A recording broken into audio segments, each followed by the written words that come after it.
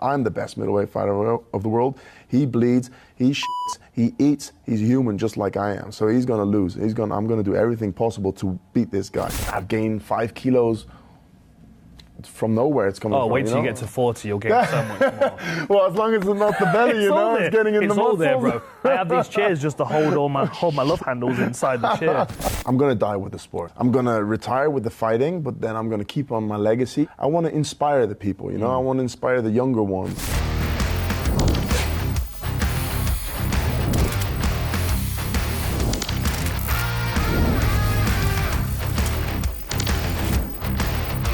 Hello everybody and welcome to Between Rounds. I'm Dan Hardy and I am joined this week by the middleweight champ, Costello Van Steenis. We are sponsored by Gorilla Energy. That's going to keep our energy up all the way through the show. Yeah. And we've got loads to talk about. We've got an interim title on the line this weekend, which if I was you, I'd be kind of annoyed about being the champ.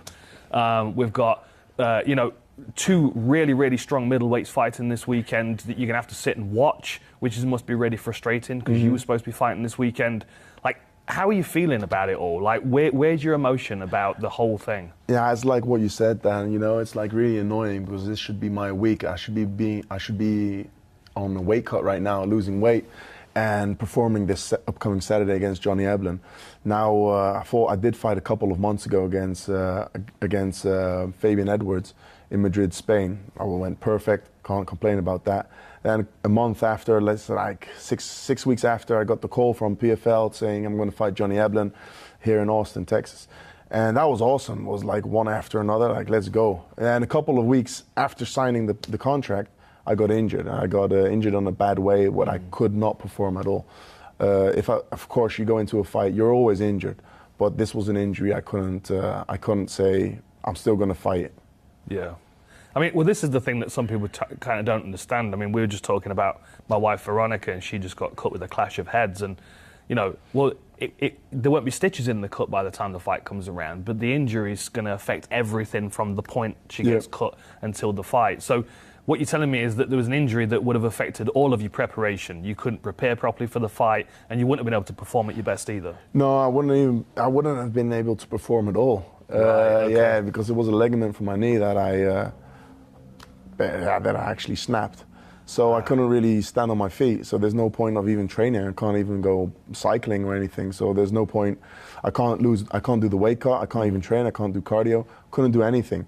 So it was nothing than just accept and just keep your mind locked. Look, of course, I don't think it's really legit that they're fighting for the interim title after me defending the title, let's say 10 weeks after. Yeah, it wasn't long but ago. It doesn't really matter. I understand, it's a good marketing and it's my own fault. Well, it's not my fault, but it is my fault, I got injured, so why not? Give the luck to Eblen and Impa. Let them fight for the interim and I'll be fighting them hopefully end of the year. I'm ready in 2 months. I'm ready to get into training camp, not even 2 months. Let's say in 4 or 5 weeks, I'm ready to start going 100% into a training camp. So hopefully in November, December, that would be a great month to fight the winner of them too. Okay, so you still look at fighting this year then? Hopefully, Okay, I'd wish to fight the end of the year. See, that's the thing is, for me, an interim title is if the champ's going to be out for 12 months, you know what I mean? We kind of need to keep that in circulation.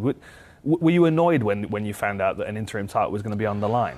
I was annoyed at first, but then of course I was talking to my manager, to my people, to my loved ones, and I was like, look, you need to understand the marketing place of the PFL. So yeah, I did understand it. I was annoyed, but I also understand why they did it. And I asked PFL if Johnny Eblen would accept replacing the fight 3 months after. So we'd be fighting on July, August, September, in October. I would make it October. That would be very soon, but I would make it. He didn't want that, so he chose to fight for July. With all due respect, I understand. I would have probably done the same because I signed to fight on the day of the fight. I would have been the 18th of July. So yeah, hopefully November, then I'll be on my best in December. Do you have a prediction for this fight? My prediction would be, I think Eblen's going to win. I really like Impa. I've trained with him a couple of times. I look up to Impa a lot. Yeah. Also already for a long time before that he was in the middleweight division when he was a light heavyweight, when he was winning the light heavyweight tournaments. I was a big fan of him. Then I trained a couple of times with him down at Kill Cliff in Florida. But I do believe Evelyn is going to win. I believe Evelyn's going to win from wrestling-wise. I believe it's going to be, maybe he's going to make it a little bit of a boring fight. But if he doesn't win in decision, I believe Impa's going to knock him out. Interesting. Impa's got very heavy hands. Do you think your victory over Eblen's going to give Impa some kind of confidence that if he keeps pushing into those championship rounds? Yeah. Because obviously the last time they fought was only 15 minutes. Yeah. Like, do you think that there's some confidence that Impa can take from the fact that you've already beaten Eblen now? I mean, he's already got a loss on his record now. Yeah, exactly. But I believe Impa has a very strong mindset. Impa really believes in himself. I was just speaking to him before outside, and he looks like a guy that really believes in himself. But also before the fight that I had to fight Eblen, because before I fought Eblen, I already trained with Impa, and he was always a guy that really believed in himself. And he's coming with the same energy. Now, of course, last year, exactly this week, a year ago, I defeated Eblen. He was an undefeated fighter, and everybody was talking so good about him. Dustin Poirier, all these big fighters saying, yeah, he's going to be at the top for a very long time. So this is what also made, not doubt myself, but of course there's something, oh shit, this guy is one of the best, or is the best middleweight fighter in the world. So I had to speak to myself, look, I'm the best middleweight fighter of the world. He bleeds, he shits, he eats, he's human just like I am. So he's gonna lose. I'm gonna do everything possible to beat this guy. And I had to speak to myself a lot then.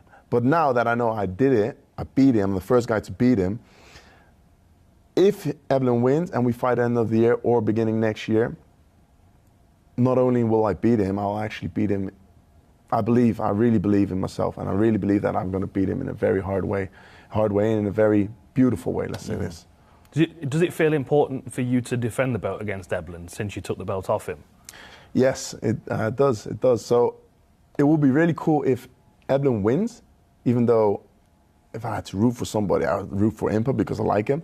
But I'm also rooting for Eblen to win because I want to be the only guy that beat Eblen. Yeah. And then I fight him again, and I will still be the only guy that beat Eblen.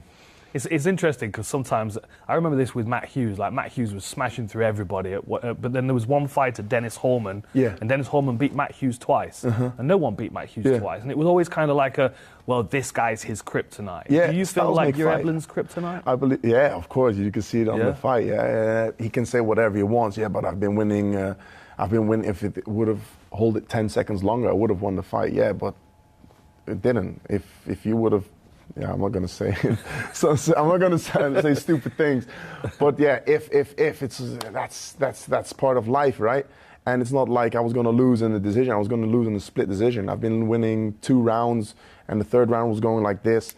So he did beat me. He did throw me to the floor. He did. Maybe he says, you got lucky. Yeah, well, you got lucky that I didn't knock you out, and that I didn't put more strength into a punch where I nearly dropped him for him, So it's like if and anything like that. Tell me about what you do when you're not training, because obviously it's frustrating that you got injured and you're out of the fight, and the challenge a lot of the time is for people to stay focused. Yeah. But sometimes staying focused can be frustrating as well. Sometimes you need to escape a little bit, like get out into the countryside or watch a movie or something. What do you do when you're trying to just separate from the sport? Yeah, that's really difficult. That's a really good question. Look, now, since I got injured, I did a couple of weeks, I did nothing because I couldn't do anything. I was just sitting on the couch watching Netflix, being very bored.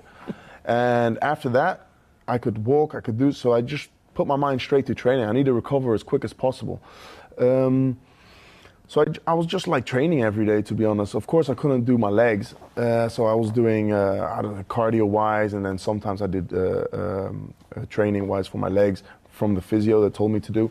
I was going to the physio, and just that's about it. I don't do anything else apart from training, and just trying to make myself a better human being that I am every day. Yeah. Like brain-wise, mentally-wise, respectfully-wise, and especially as a fighter. I just want to be the best fighter in the world, what I believe I am, and what I believe I have to prove to myself and to the world.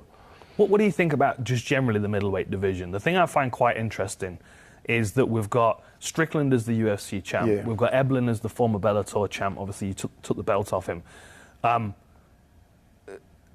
Both of those guys right now are like the elite of mixed martial arts in the middleweight division, right? But where do you see yourself compared to them? Because they, from what I can tell from footage and the little bits I've seen of them sparring, they seem to be very, very competitive with their rounds. Yeah. Like, it almost seems to be like, well, one of these two is potentially the best middleweight in the world, but we're kind of not sure which.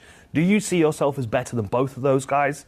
Is there anybody in the middleweight division in the UFC rankings that you think, man, that would be a tough test for me? Is Evelyn the toughest test for you out there in this division across promotions? I believe Evelyn is the toughest test. I really do believe that Evelyn is the toughest test, but I believe he also has I don't want to say the easiest, but he's easy to study. His boxing is not a 10. His grappling is not a 10. The only thing that is really good of him is his wrestling. For the rest, everything is a little bit 50-50. Now, yeah, when you see this footage of Strickland and Evelyn sparring, I believe they are the best middleweight fighters in the world, and so am I. And I do believe that our organization, PFL, has the best, let's say, the top 5 middleweight fighters against the top 5 middleweight fighters of the UFC. Make them do a tournament against each other, the champion against champion, the first against the first, second against. You'll see that everybody will be very surprised, like, oh shit, I did not see this coming. You know, I believe if we do this, we'd be in favor. Now, I don't say the fans will say this will be in favor, but I think we would be winning most of the fights, the top 5 against the top 5, or let's say the top 3 against the top 3, because we have a very, very good middleweight ranking. Does it feel different to you being at the top of the rankings now and everyone being on your tail, as it were? Like, everyone's chasing you now. Did it feel different when you were in the mix chasing a belt? No, not at all. It doesn't. It feels actually better because I got more money to spend on myself to be a better fighter, you know? Before it was like being sort of a broke fighter. I need to do this, but I don't have money for this. Now I got money. Yeah, I got you. So I got more power-ups to be a better fighter than I am now. And this is very important because before, when I started, for example, when I was fighting for Bellator, the money was not that much at that moment because I was just starting, you know. So for me, buying grocery was my number one priority. And training partners, I had to do the training partners that I had from the gym. Now I can just fly over other training partners from other parts of the world and make them help me, make a team together, you know. I didn't have that. That power, that kind of power, I didn't have that at that moment. So you're investing in yourself over and over again. Always. Is there anyone that you haven't trained with that you'd like to train with? I would like to train with Kamzat. Yeah? Yeah, I really like to train with Kamzat. I think he's a very nice guy. He's like, he looks like a very serious guy now on social media and this, but I think him and his team is really cool. Yeah. If he gets on with Darren Till, he can't take anything too seriously. Yeah. Like Chimaev and Darren Till get on really those well. Those two are fire together. They're so opposite ends of the spectrum. They couldn't be more opposite. That's an interesting one. Is there anybody, any old fighters, anyone that's retired, anyone that you would like to train with, anyone that you grew up watching that you were like, man, I love this person? Yeah, I'd like to. I used to be a big fan of Nick Diaz. Oh, Nick, course, the older brother. You know, it was like that's kind of not why I started, but when I started, I was like looking up his fights, you know, and I was like, whoa, man, this is really cool. And then I also had Gustafsson at the moment when he fought John Jones, and then he fought Glover Teixeira, and I was like, oh man, this guy's got beautiful combinations out of his taking out of his box, you know. So those are people that I would like to be training with in their prime, so that I can learn from them as well. Yeah. Do you watch a lot of fighting? Are you a fan of MMA? I'm a fan of MMA. Yeah, of course, I'm a fan of MMA. I don't watch it. I don't wake up at 5 a.m. to watch the fight. I watch it the day after. Yeah. And I just don't touch social media. That's sensible. But I like sleep. I like sleep even more than fighting, you know. So I need to find my way. That's the problem with living in Europe and being an MMA fan, right? It's different when you're stateside. You can watch things when the sun's still out. Exactly. No, we need to put our alarm at 3 or 4 o'clock in the morning and go to bed again at 6:30 in the morning when the sun's coming up. We're like, yeah, fuck that. That's good. Imagine if you'd have woke up for the McGregor main event this weekend. How disappointed would you have been? Oh, well, I'm actually going to tell you. I was with my brother on that week. Okay. He woke up. I'm like, no, I'm staying in bed. I'm not seeing that. I'll see it the day after. And he goes, oh my God, don't even watch it. I'm like, what? He said, they didn't even fight. Like, seriously? So I did watch it, and I was like, oh my God, you woke up for this while you had training the next day, because he's fighting soon, you know, so he's getting ready for a fight. Like, oh my, you just lost your sleep for this. Like, yeah, I know. So frustrating. It must have been, I mean, obviously, you know, kind of you must have empathized with him a little bit, seeing his knee buckle underneath him like that. I mean, obviously, you're probably glad you took the time to heal and rehab properly, because, I mean, to have something like that steal an opportunity away from you like that, it must be so frustrating. I mean, more frustrating to step into the cage and not be able to fight than to not be able to step into the cage? Which one's the most frustrating? Frustrating is not stepping into the cage. You think, yeah. If I can step into the cage with an injury, I think that's normal. You always fight with an injury. Yeah. But if you cannot step in the cage because of the injury, like you do anything, I would do anything possible to still keep on fighting, you know, because I love fighting. I actually love the weight cuts nowadays. And that's something I used to hate. I'm like, no, I want to suffer. I want to feel the suffering towards that fight, you know. Yeah. But yeah, I was like 7 weeks out of the fight, so I'm glad that Impa had a good training camp for this fight. 7 weeks is still a long time, you know. Yeah. But yeah, no, I'd rather step into the cage with an injury than not stepping into a cage, because then you know, fuck. Actually, if you sign a contract and you don't step into the cage, you lose against yourself. And I felt like I've lost. And that's what I've been telling my parents, my family, my friends. Like, no, it feels like I lost. Like, yo, you didn't lose. Yeah, I know I didn't lose, but it feels like I lost because my mission was to come in healthy, or as healthy as possible, to fight on the day of the contract. And I did not succeed. So I failed myself. Yeah, man. I feel for you, my friend. I really do. Yeah, you know more than anybody else. Especially because it's the fight that you wanted. Because this is the fight that, you know, you fight Eblen again, you beat him again, and now no one's denying that you're the champ. Yeah, right? exactly. And that's kind of that would be the most frustrating thing for me, because I know that validation's there on the horizon. I just have to wait a little bit longer for it now, you know. Yeah, yeah, but it's you know, the MMA is, well, and not MMA. Every athlete. What we do in the sports world is like we live like, we got dog years in this business, you know? Yeah. We got, say like you start when you're 20, you're a professional athlete when you're 20, and you finish when you're 37. You got 17 good years to make something, and that's when you're gone. Of course, you're not in your prime when you're 20, you're in your prime around your touching 30s, you know? And you got the last 5, 6, 7 years to get most out of it, because after that, you've invested so many time in your sports, you haven't got anything else, you haven't built anything else. Well, I haven't built anything else because I put all my energy in the sport. And thanks to that, I am a champion now, I believe so, because I believed in myself. Even I've touched the floor, and I still didn't give up. And I think that's very important in a sport-wise, because everybody touches the floor. I believe everybody in life touches the floor. In a professional professional athlete, as I don't know if you're like buildings for something else, but you just need to keep on going. That's when you get started, you know. And then after that, probably I still didn't even think about it. After my fighting life, what am I going to do after? Give lessons? No, I don't. Well, of course, sometimes I do think about it, what I'd like to do, but I don't believe that I'm retiring anytime soon, because I know I've got so much fight in me, and I just started peaking, I think, since last year. Yeah. Every fight I'm doing, I'm getting better, and that's because I started late in this business. I started when I was 18 in the fighting business, and people start when they're 14, 13, or 12, and their career's already ending when they're 32, 33. And I just feel like I'm starting now, because I'm a late bloomer. Yeah, I believe so. But with maturity, that comes with maturity. Yeah, which is gonna be a benefit to especially maturity, but also my body. Like since I became 30, I've gained 5 kilos from nowhere. It's coming. Oh, from, wait till you get to 40, you'll gain so much more. Well, as long as it's not the belly, you know, it's getting in the muscles. It's all there, bro. I have these chairs just to hold my love handles inside the chair. No. The thing is, you're a great athlete, and I can kind of see that you're always going to be an athlete of some sort. Do you think ahead? Do you feel like you're going to be a coach one day?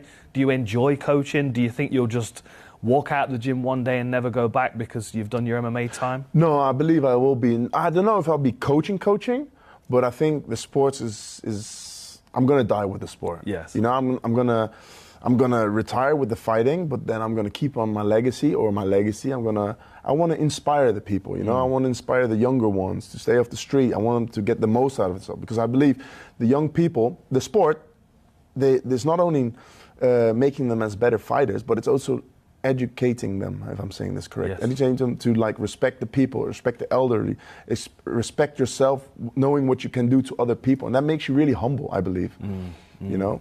And talking of inspiration then, you've been following the World Cup? Yeah, I have. You're in the final, aren't you? Yeah, we're in the I think it's a Sunday, right? Yeah. Against Argentina. Is it Saturday? Is it Saturday? I think the fight.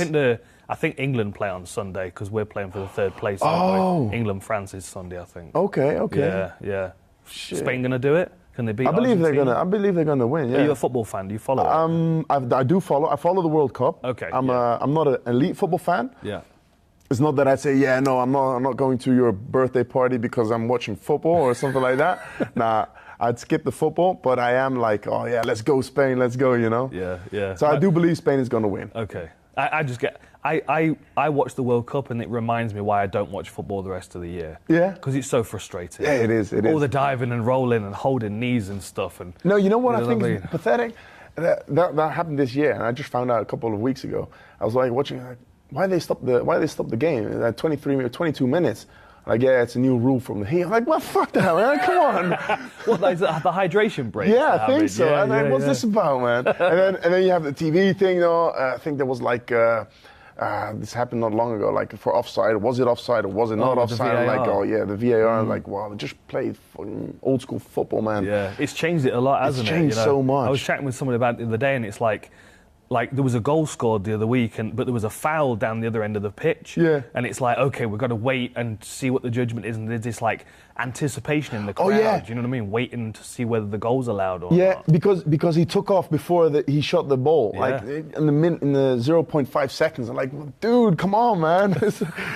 You seriously? Do you follow any other sports? Any sports that you're really into aside from MMA? No, not really. No. Not really. I've been just MMA. A little bit of boxing now and then because can't really do kicking, so I'm just doing my hands. And like the trainer I'm training with a lot, he's like telling me, oh, look at this boxer, look at this boxer. He's a really fanatic in boxing, right. you know. So he's like, but just fighting in general. Yeah.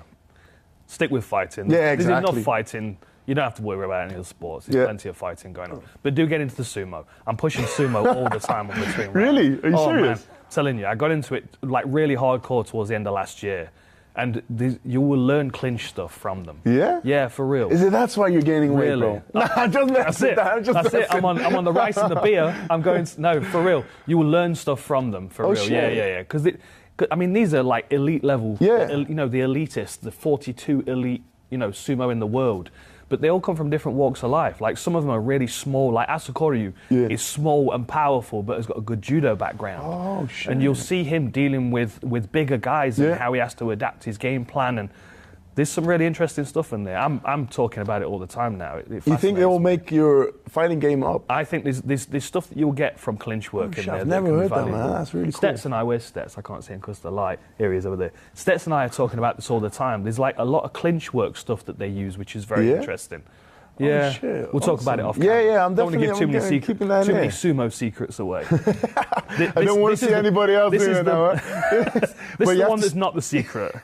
This is the one that's not the secret. I can't hide this. But the knowledge, I can hide the sumo knowledge. Yeah. Right, pick one of these questions for me. So these are fan questions, people that we've had on the show before. Just pick one of these pieces of paper, have a look at it, read the question and answer it. And we have loads of good questions in this bowl. Name a martial arts movie that had a strong impact on you, or influenced you to begin training. I believe Rocky. The movie's Rocky. Really? Yeah. Rocky. Because my dad was always boxing in the younger days, you know. Okay. He was like a boxer, and yeah, he had all the movies. We didn't have DVDs yet. We had the radio cassettes, I think it was, and then. Starting watching the movies, and sometimes popped on TV as well, so I was always watching Rocky. And it was like really inspiration from coming from nothing, having downfalls in life, and then still coming back, strong and reaching. Like, he was the top, he falls down, and he comes back to the top. That really gave me inspiration. So that was really, I think that was one of my favorite movies in them days. Do you think it was the link to your father as well? Because obviously you talked about the fact that like he must have liked Rocky, and you must have kind of thought, well, my dad likes this guy because he's a fighter. I want to be a fighter. Yeah. Do you think there was an influence in there somewhere? I don't know if it was an influence for me being a fighter, but it was an influence from. I really enjoyed watching fighting, even though I was in a young age. I was like maybe 9 or 10, and I was watching the movies, and I was like, whoa, this is really cool. So then, of course, sometimes I was a young kid, so I put on some boxing gloves with my dad, and we had like a big boxing bag in the garden hanging from a tree, so I just punched it. I was more climbing in that thing than punching it, but when I watched the movie, I was starting to punch it. But that's not why I started fighting. I just started fighting because, I don't know, a good friend of my dad was working in the nightclubs. And he had like an organizations of porteros, how do you say, security guards. Okay. And he said, yeah, I go to security does MMA. It's like you can compare that a little bit to street fighting because you're allowed to do anything. I did not know what MMA was. And I said, okay, let's go. And so I bought some new trainers. I was like, I got some clothes, I put long sweatpants. So I thought we were going to train on the streets. And I was like, no, take off all your stuff, put on some shorts on, come on the mat. So I go, okay. So since then, I was addicted to it. I still didn't know what MMA was. And then I did a tournament on the Sambo mat. And I still didn't know what MMA was. I'm like, shit, I'm going to fight. I really enjoyed fighting. So then I started fighting on the Sambo mat. And then he goes, hey, man, you should come to mine. So then he took me down where I was living in Altea in Spain then. And he was living in Benidorm. And he said, yeah, I've got a fiber. It's like where computers are. You like pay to use the computer and then time. Oh, like an internet cafe. Yeah, an internet cafe. Mm-hmm. And he took me down and he was watching the Ultimate Fighters, the Tough at that time, and he was like showing. I think it was like with I don't remember who it was. I think it was with Rampage, or I don't remember. Right, where he kicked through the door. Yeah, something like that. I was like, whoa, okay, so this is what we're doing. Okay, so I put more investigation into it. I was like training, and then I started fighting more. And then I was 20, and then he said, okay, he had to go. I did my last fight in Spain when I was 19, and my dad told me, what are you going to do with your life? You know, you're not doing anything, you're not working. I was working sometimes in discos as a lifeguard. How do you say this? Security guard, yeah, and a security guard. And that was not really a good income. And then he said, what are you going to do with your life, man? Your best friend is going to the Netherlands to go into the army. Why don't you go with him and find out what you want to do over there? I was like, okay, that's what I did. So the next day, it was literally the next day, I told my best friend, I said, I am coming with you on that day. So I bought my bus ticket, bought 3 luggages of clothes, and I called my godfather. He was living there. I said, I'm coming to live with you in the Netherlands. I'm going to cook for you. I'm going to clean your house. I'm going to do everything you tell me. Just let me train, please, and let me live with you.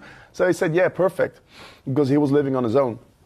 And that's what we did. So then I just focused on being a professional fighter, like doing everything to be a professional fighter and winning my money. So my mindset was just, I want to win money with fighting so then I can live from it a little bit. But yeah, then I got my first contract with Bellator. I got good money. At that moment, I thought it was really good money. I was like, I made it. I made it. Shit, that's it. I'm done. I'm finished. No way, that's just peanuts.